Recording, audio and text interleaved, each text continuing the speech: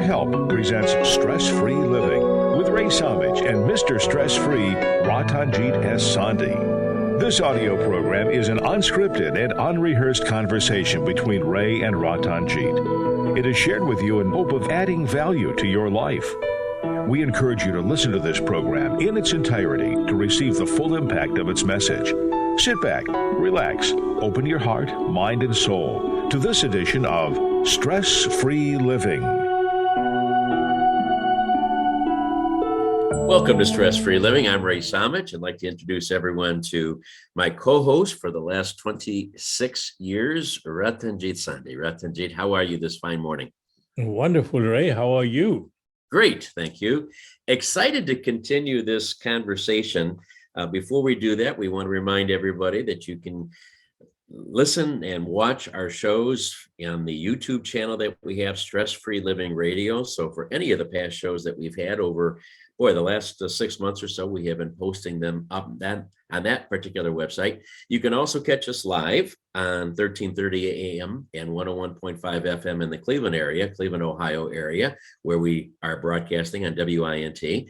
And you can also catch us anywhere in the world at wintradio.com. So you have a lot of different ways that you can enjoy the show or learn from the show or make it a contemplative decision on what you want to do to help to reduce your stress in your life, because that is the purpose of the program, to help you find and appreciate and value your own life and the lives of others around you. Ratanjit, last week we did a show on finding true and everlasting happiness. And we had some really good feedback from many of our people that were listening, because another way that you can enjoy us is by way of our Zoom audience. And that link is found on our Facebook page. It's also found on our website. And some of those folks came back and said, we really didn't cover it enough. It's such an important, vital topic to try to find happiness, and not only find it momentarily, but to find it on a more permanent basis, a lasting basis. So they asked us to continue this more. And I've got a few different little touch points here that we can kind of maybe weave together to delve further into this really important topic. And I'd like to start, I think, with the fact that we become content in life. Maybe we even stop looking for happiness because we just accept contentment. And I'd like to ask your thought on that. Do you think that some of us give up, or do some of us not really know what we're really looking for in life, and we just settle for being content and not really ever achieving true happiness? Contentment is most misunderstood, Ray. Contentment, when you call it giving up, is not contentment. Contentment, if it does not give you inner joy, contentment is a point when you reach of no real desire to have a designer's clothes or Mercedes car or big home or all that. You are content with what you have, and you begin to enjoy life, because what we are doing is we are living life conditionally, that if I have this 10-bedroom home, then only I'm going to be happy. If I have designer's purse, then I'm going to be happy. If I have this type of a spouse, I'm going to be happy. If my spouse does this for me, then I'll be happy. If my children become a doctor, then I'll be happy. So we have so many of these conditions we live our life with. We mortgage our life, our happiness, for all these worldly things. So the real contentment comes from the word we have used in our show constantly, is our unconditional gratefulness. Until you have that in you, your contentment is artificial. See, I'm glad we started with this, because I think that there's going to be a lot of people, and even myself included, that look at contentment as different than what you have just defined it. And I'm certainly not saying that you're wrong with your definition, because maybe that's the correct one. It probably is, since you said it. But you know, if you ask somebody how they are and they say they're content, does that mean that they really are satisfied and they really think that they have achieved everything they need to?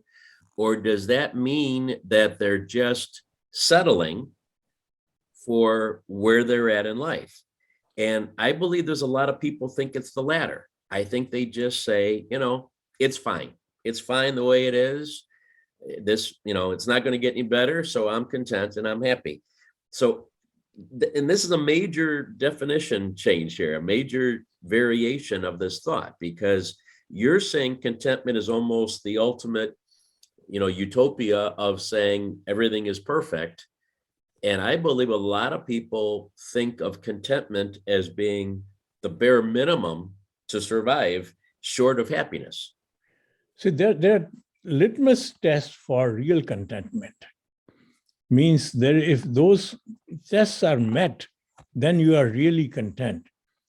If you have not lost your desire, or not only desire, but your inner zest to make a difference, to add value,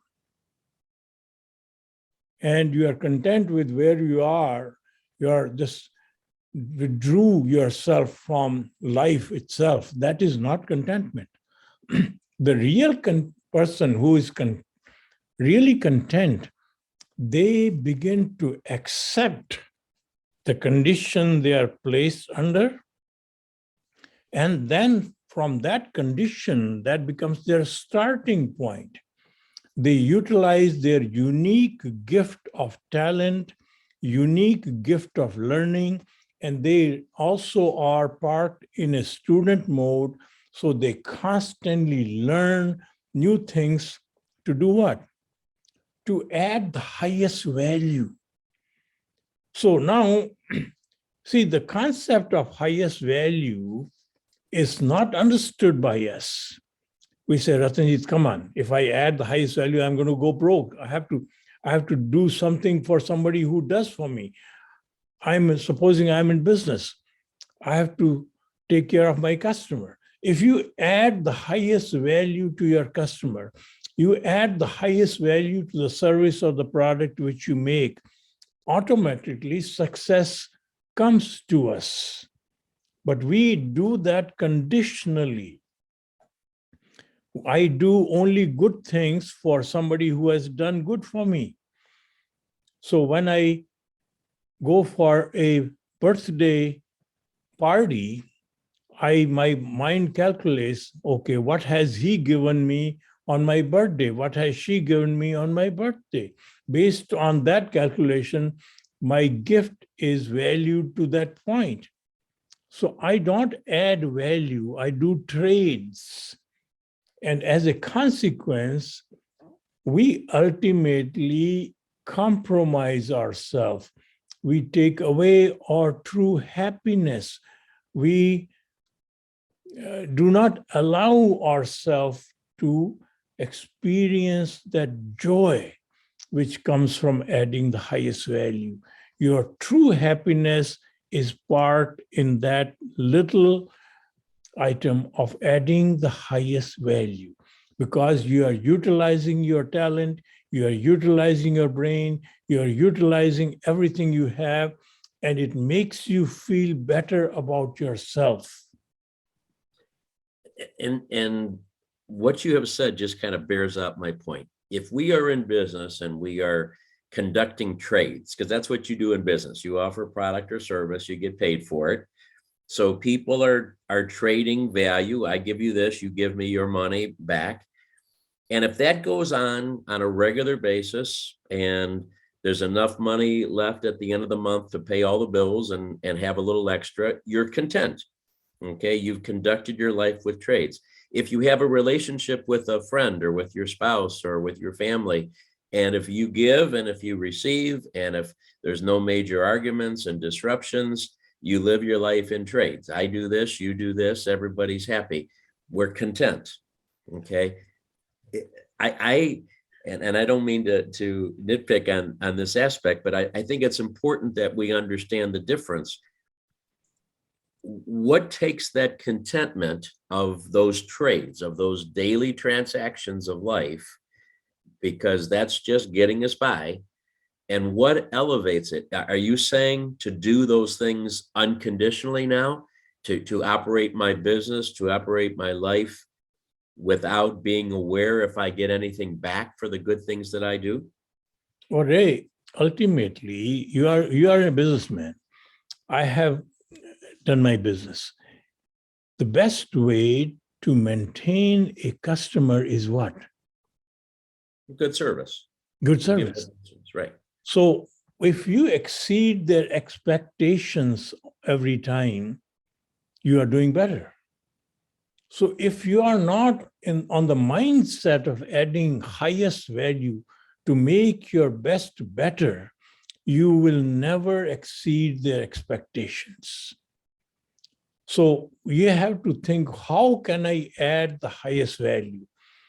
Now, once you are thinking of adding the highest value, it guides your product development. It guides your services that you offer. It helps every aspect of business. So that is what guides you.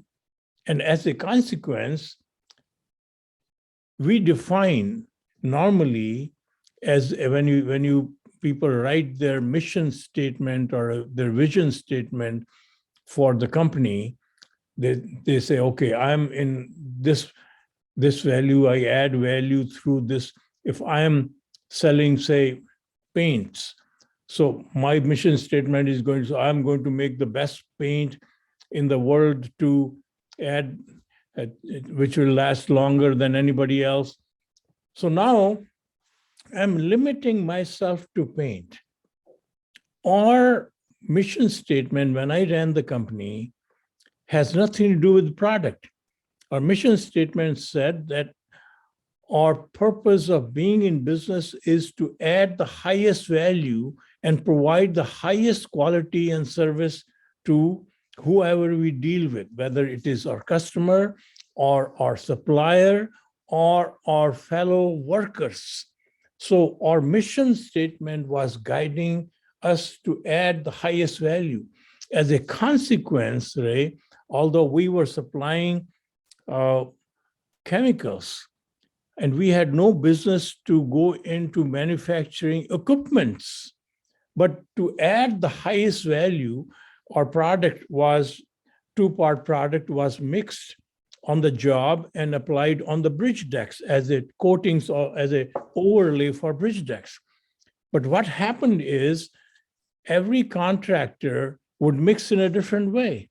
So if it is not mixed properly, and if it is not mixed at the right temperature, it won't perform. So we developed a piece of equipment which cost us close to $300,000, ultimately to $500,000, which would mix and maintain and spread everything. And we would supply that equipment with our operators to the contractor. And we added several values. We eliminated containers, so we did not pollute the environment. And we exposed human being, minimal exposure to the product. And we were able to, because it was automated equipment, we were able to do close to 20,000 square feet in one hour. And as a consequence, we changed the direction of the industry. So all of those things, added tremendous value, and that's what certainly propelled your business to tremendous success. Did they also bring happiness? Because that's our topic today. Did adding the value there in your situation, did that also bring happiness for you and for your employees, knowing that was happening? Was that the result too? Well, see, there are happiness which comes from having good ice cream. Happiness comes from having good car. Happiness comes from having great home. Happiness comes from good clothes and all that. And then that happiness, Ray, has limited window. It's like if you love ice cream, and if you keep on eating ice cream, you'll be sick. So that happiness has a very limited window. Now, is there another happiness which is experienced by you? See, these happiness which you talked about are all experienced by our five senses. What sounds good, what looks good, what tastes good, and it's experienced by our ego. And then there is a happiness when you make a difference to other by utilizing the amazing uniqueness gifted to you, utilizing your creativity, utilizing your learning, your skills, which are unique to you. If you use that, then nobody has to give you a trophy or a medal. You increase your self-worth and you feel better about yourself, and your joy comes from within you. We're just cracking the surface here today. We have so many different things that we want to talk about: acceptance, expectations, our role models. What are we trying to accomplish in our life? What are our expectations of ourselves and others? How to get this true and lasting happiness. Our audience has given us some great information that we are going to be discussing here at length as we are in search of true and everlasting happiness. Well, we need to take a quick break, and then we'll come right back and rejoin you here on Stress Free Living. Stay with us. Okay, took a little quicker break there so we have more time to get into the next variation. We have about 90 seconds. If anybody has a quick thought on what we have said so far, we have much, much more to talk about today. But if you have any thought now, please do it very quickly, though.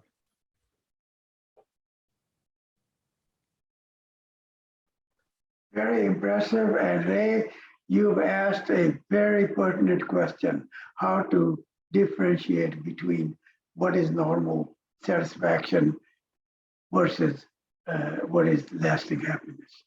Your question was great. Thank you. Well, thank you. We hope to get more answers on that, but I appreciate your thought. Anybody else? All right, we know we broke. Are we going in the right direction? Next question. We're going to, I want to get back to expectations, Ratanjit. I want to get back to that topic because I think that's really the core of this whole thing. I don't think we can be happy if we live up and follow our expectations. Okay. So we'll go back to that one next.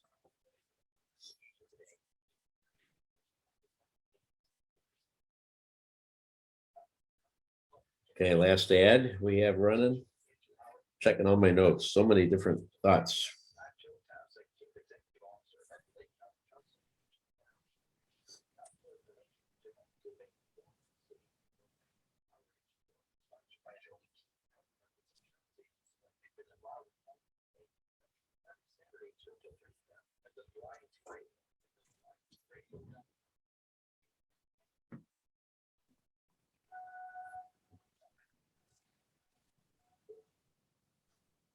We are back on Stress Free Living. Ray Samich and Ratanjit Sandhi with you this morning, and our wonderful group of Zoom guests that we have with us today from across the country and around the world on a global basis that join us. We are so grateful for them being with us. Ratanjit, I know we already did talk about the word expectations, but I think we need to spend a few more minutes talking about that in this latest update for being in search of true and everlasting happiness. Because I think personally that word perhaps dominates our ability to be happy more than anything else. If we set up unrealistic expectations of things that we can control, which is virtually everything, can we ever be happy? I mean, is it possible to have expectations of life and really meet them? Or is it our human nature to really always hope for the best, always be optimistic? Maybe at some point we get beaten down over life, but is it our human nature that we want to have high expectations of others and we are setting unrealistic goals for that? Are we better off not having expectations, trying to limit those and accept just the way it is without worrying about what it could be? But see, our misunderstanding of the universe is not correct. We see everything as divided. We see a person as a male or a female, black, white. We designate them and they are separate than us. If we fundamentally understand the truth is that the power which enlivens all of us is exactly the same. This human body, which we think permanent, science tells us every 6 years, every 7 years, you replace every molecule in the body. It's a new body.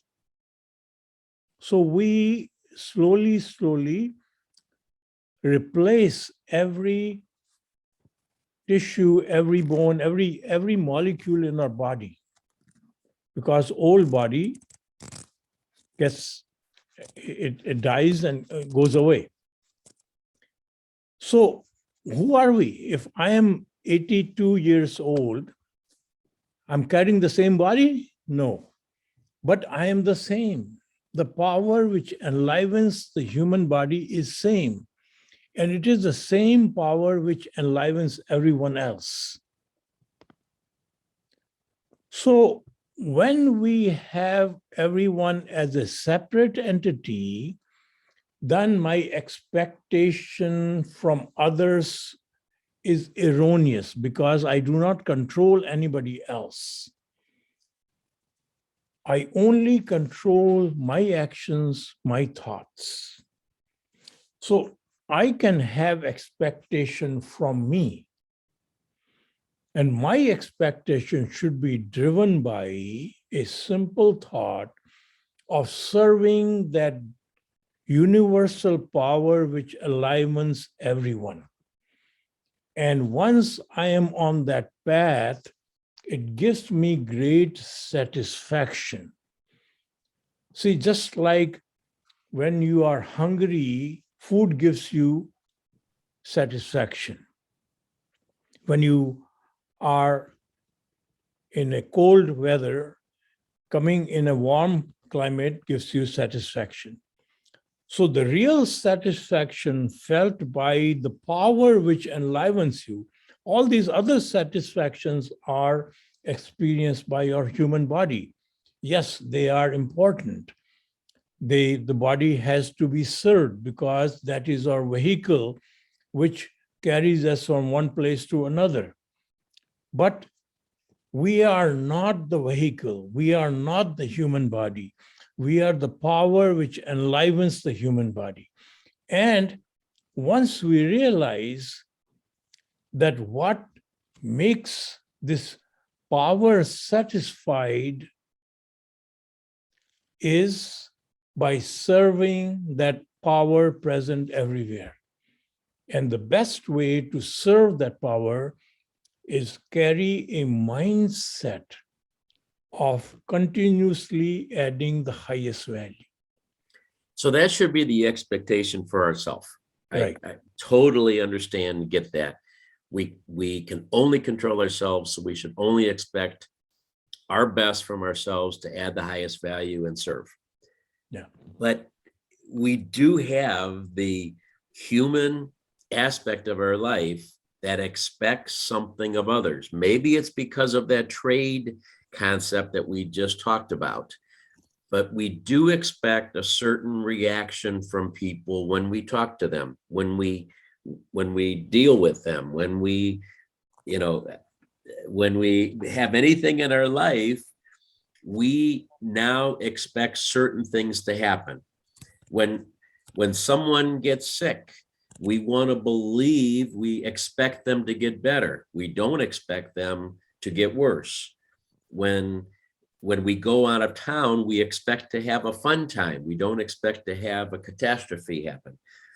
Our expectations always seem to be higher, and therefore we don't achieve happiness with our expectations. So my simple question, and maybe you answered it, does that mean we have to stop our expectations of others?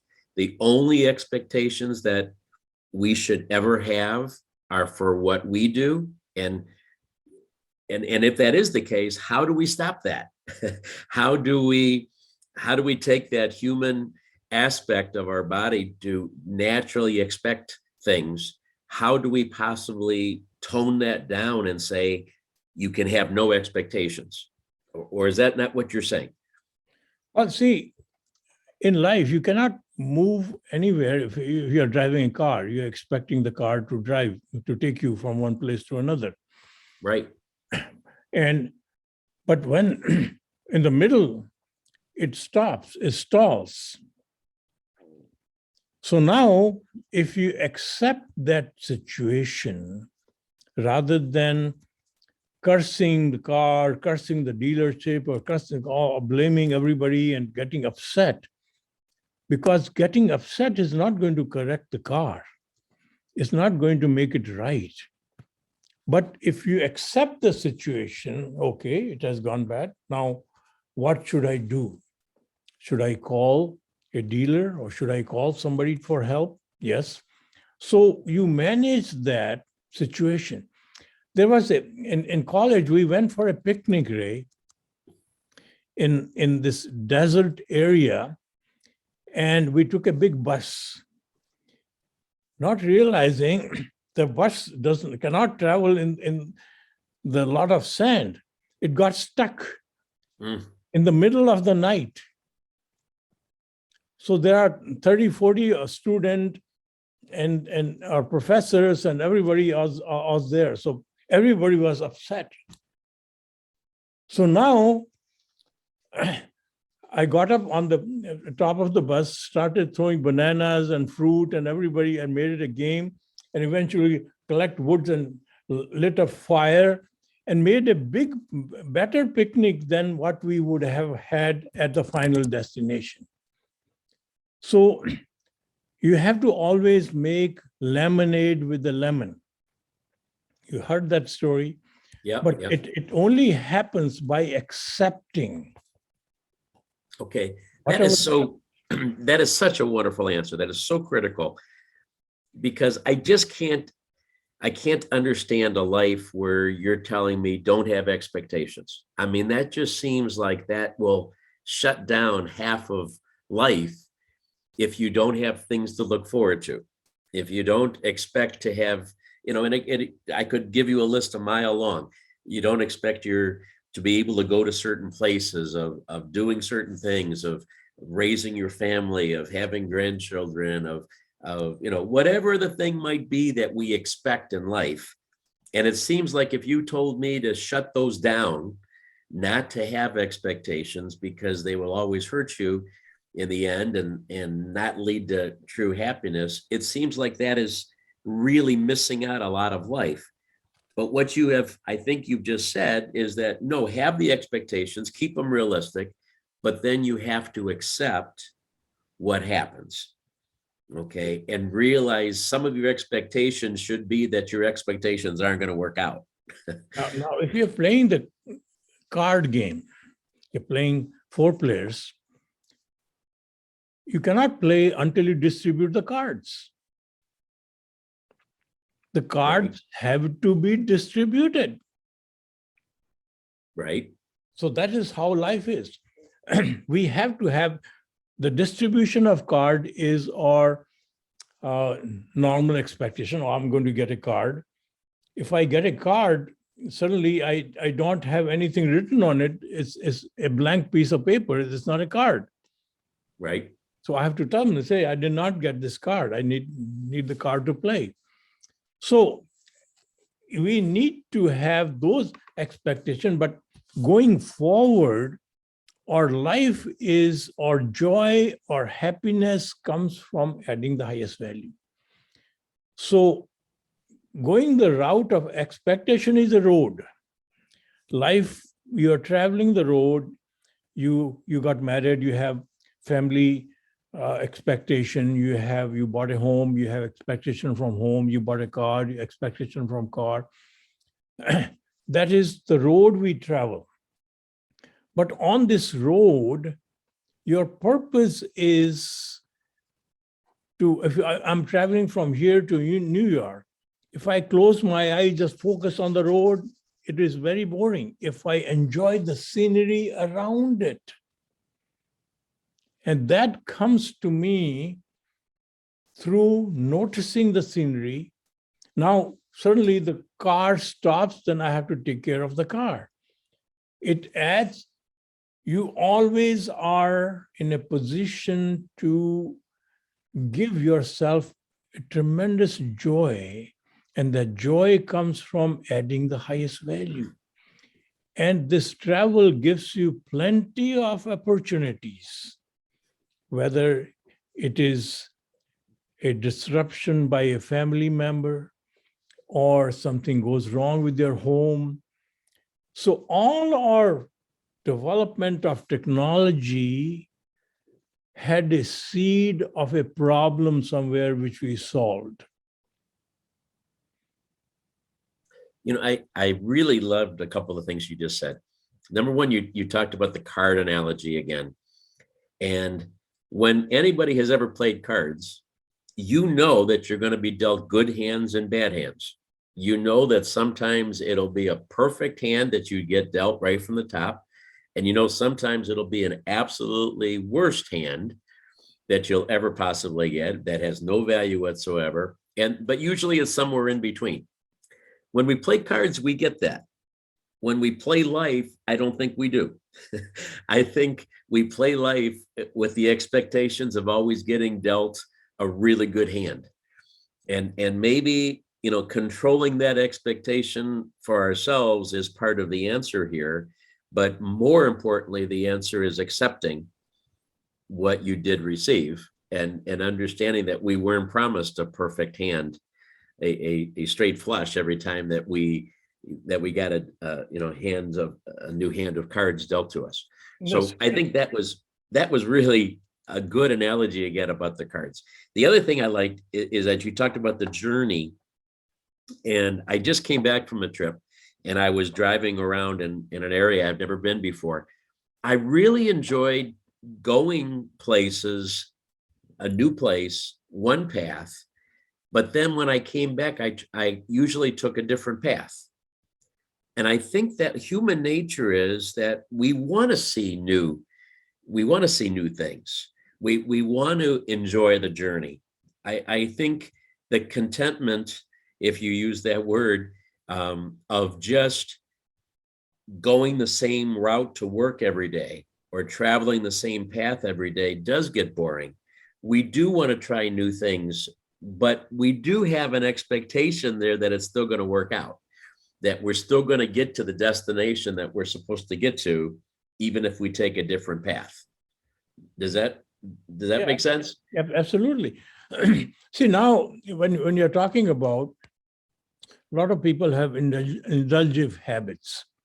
Some people, you like ice cream and all that, but not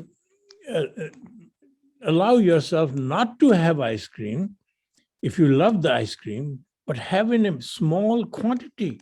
You enjoy every bite rather than gulping it. Mm-hmm. Right? So you serve the human body, you serve its needs. And in serving, when you use the same thought process of adding the highest value. So when you like your taste buds are there, you like good tasting food. But if you use your creativity and allow the food which is good for your human body and prepare it in such a way that it tastes very well. So now you are serving the human body. If you are only focusing on taste, you are not. If you are focusing on ingredient which are going into the food, which is going to give better nourishment to the human body, then you are serving the human body. Very good. I think we are knocking off some of these aspects of searching for true and everlasting happiness. When we come back from this next break, the next question we're going to ask you can prepare for this one, Ratanjit, is when we are trying to follow other people, when we're trying to aspire to be something better, something bigger, maybe we have a role model, why do we not get happy when we achieve that? Why do we turn that instead into competition? Why do we suddenly now want to be better than the role model? Is that again a human nature that we always have to beat others, that we always have to be better than others? Can we ever be happy with achieving the goals that we set for ourselves, or do we always have to exceed them in order to be happy and keep getting new and new goals so we get a bigger car and a bigger house and better clothes? That's what we're going to come back with. Can we set goals for happiness and be happy that we fulfilled them without still wanting more? This is Stress-Free Living. We'll be right back. Boy, it took me 10 minutes to ask that question. All right. All right, we have 90 seconds. If anybody would like to give us your input, you're welcome to. Unmute yourself and speak. Make it short, please. Quick. What is the scientific reason they say that when you see green, you feel happy? So I feel personally, I've seen farmers very happy.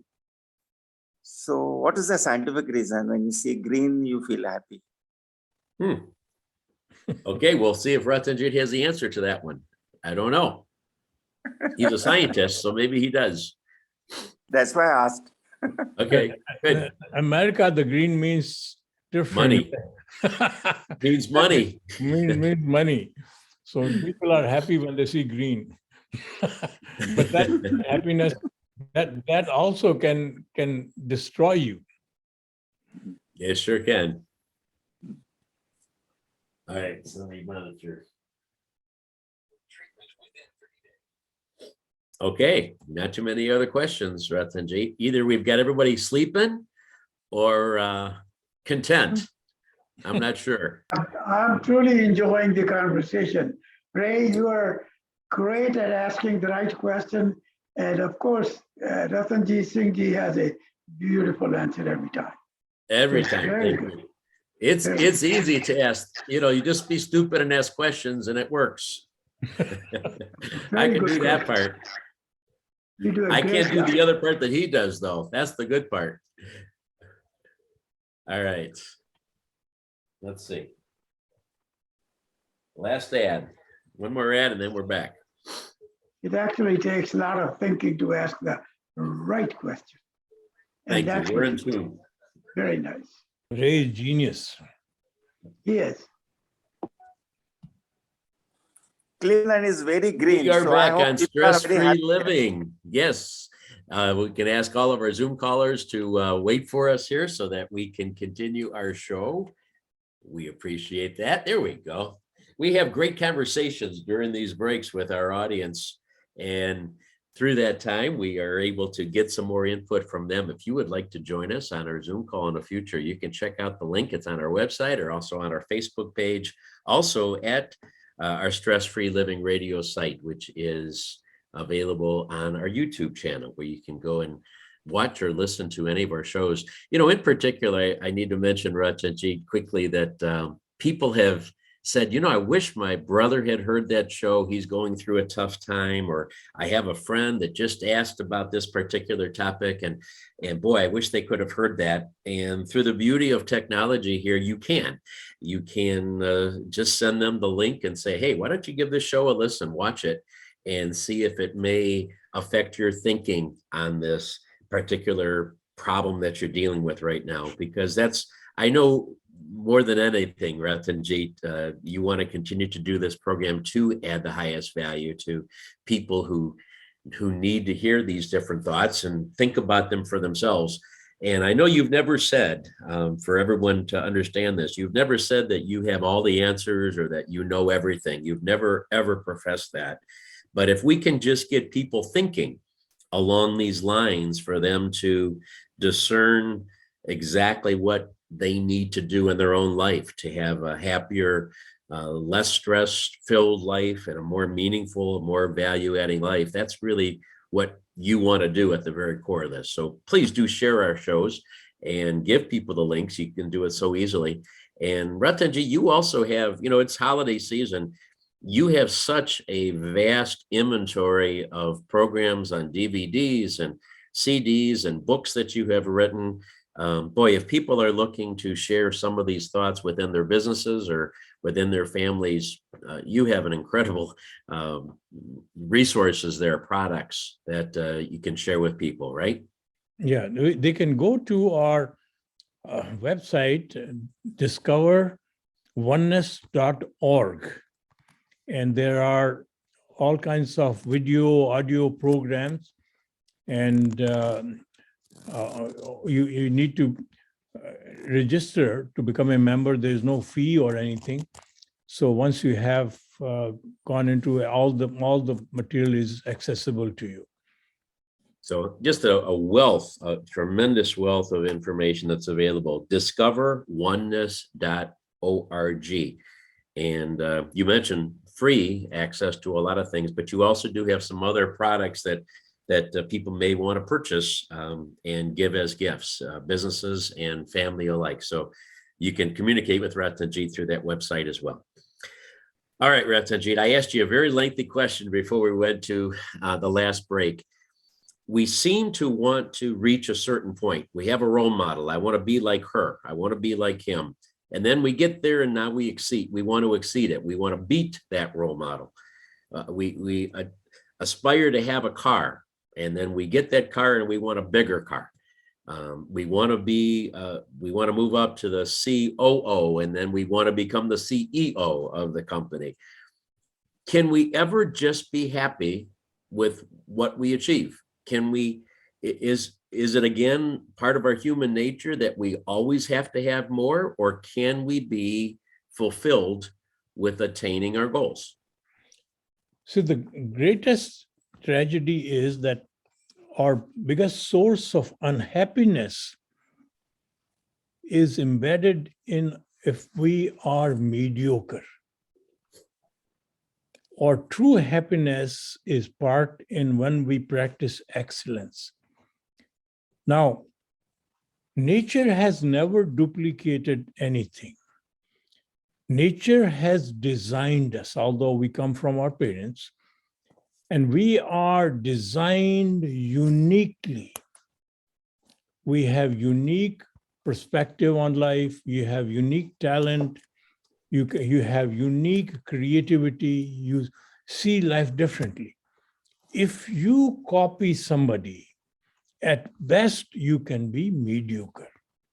You deprive yourself of the ultimate happiness. To be excellent, you have to charter your own path. Now, you are a businessman. There are so many businesses which are Me Too businesses. They barely survive. When the economy goes up and down, they go out of business. And the businesses which break the record are pioneering creative thoughts. Based on those creative thoughts, any businesses which are launched, they pioneer their path. So they use their uniqueness. So although when we see role models, we can understand some of their habits, some of their uniqueness of implementing greater knowledge to ourselves. It is good to copy somebody who reads books. It's good to copy who constantly thinks on their own. But to totally copy somebody on the path they are on is going to put you on a path of mediocrity. Do I make sense? Yeah, yes, it certainly does. And you are right. When we've seen the original founding businesses, and you introduced me many years ago to a book called Built to Last. And I know you've recommended that often. And if people haven't read that, we both really recommend that book, because even through all of the craziness of the world over the last century, the great majority of those businesses that were studied there that were pioneers, that were innovative, have managed to withstand the test of time over and over and over again. And some of them are making a resurgence now. It was interesting, but a couple of those were kind of down and out, and yet they've regrouped. They've gone back to their founding principles, and they're coming out strong again in new ways. If you are that type of a pioneer in life, you will ultimately succeed. If you are a copycat, the tough times will take you out. So I agree with you on that. But as a human, as an individual, I am trying to attain a certain level of success.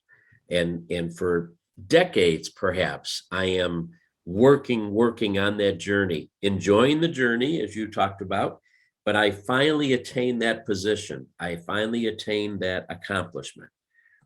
And instead of basking in that enjoyment and being fulfilled, suddenly I say to myself, but boy, what if I got here? Or what if I was able to achieve this? And I'm suddenly not happy with what I have.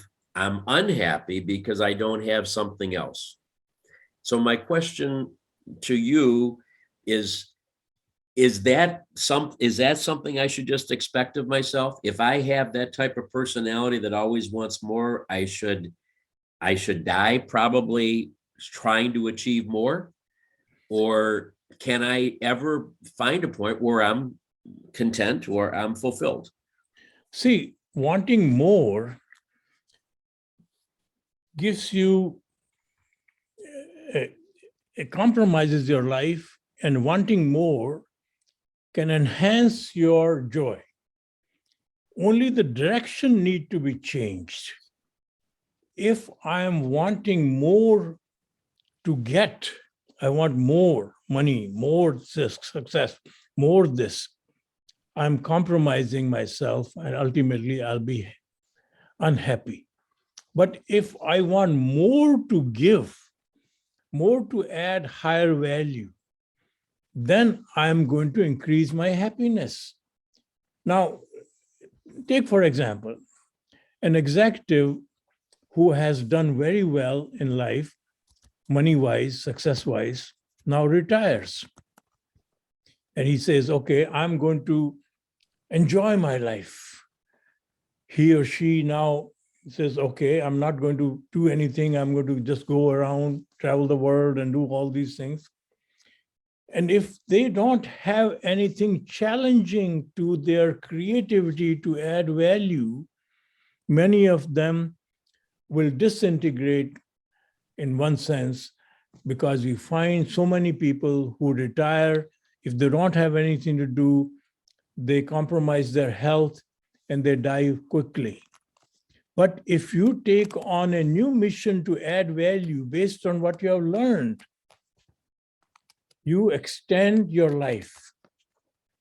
See, there's a difference of life cycle. If you are a CEO of a company, a hired gun, Or if you are a pioneering entrepreneur, the life cycle of an entrepreneur is higher, much higher than a CEO of a company. Did you know that? No. Because the CEO is working towards the managing the thing. They are not pioneering many times. They find a pioneering company, acquire it. Whereas an entrepreneur who is constantly embedded in creating value has higher satisfaction. And when that true joy comes in you, it nurtures your human body as well. So we do not consider that, although there is a different kind of a stress in both situations. One is a negative stress, one is a positive stress. Positive stress incentivizes you to add the highest value. So you are going to be able to take control because you know that these are the talents you have, these are the resources you have, which will allow you to add the highest value. And then you can bring in a team which can help you go on the same path if they are sharing your vision. This has been a very enlightening last bit of information, because many of us don't aspire to be a CEO, but in our own ways we are. If we're a worker at any level, whether it's at a CEO level or whether it's at the simplest job that's in a company, we are there under stress, taking orders, fulfilling a role, listening to our boss, doing the job, and then looking for the next job to do. We're all CEOs of our own responsibilities, if you will, even if we're not the ultimate CEO of the company. So most of us are in that position, as opposed to that entrepreneur founder who, as I have heard you talk, is much more about the creative aspect, creative ways of adding value. Okay. So why I mention all of that is that you've talked many times about being creative at any role that we have of how to add the highest value.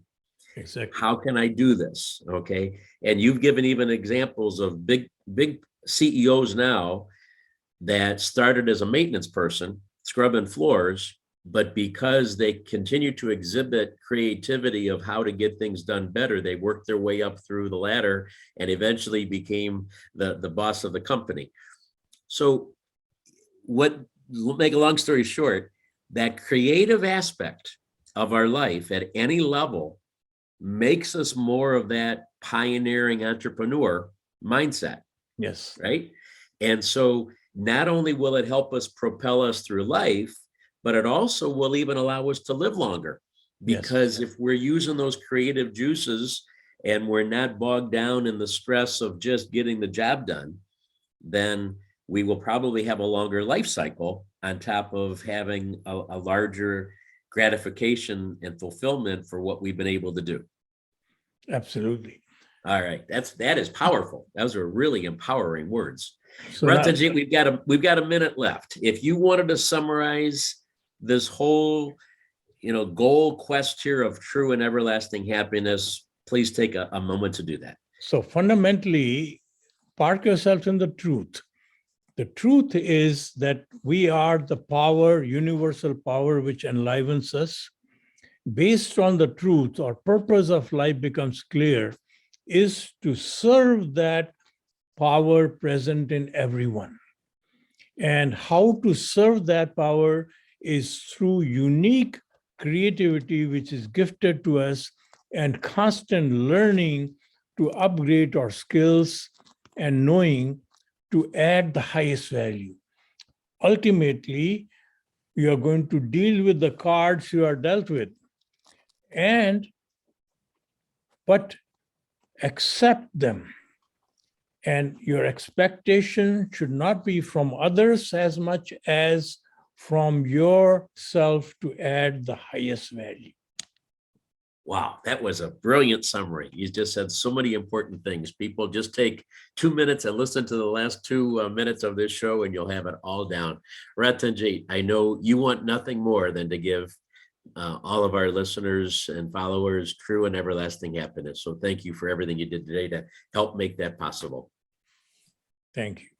And to all of our people who have joined us by whatever media and format you are, we welcome you and thank you again for being a part of our program. Please come back and be with us again very soon. Remember, folks, we're all playing the same game. Have a great day. Thank you.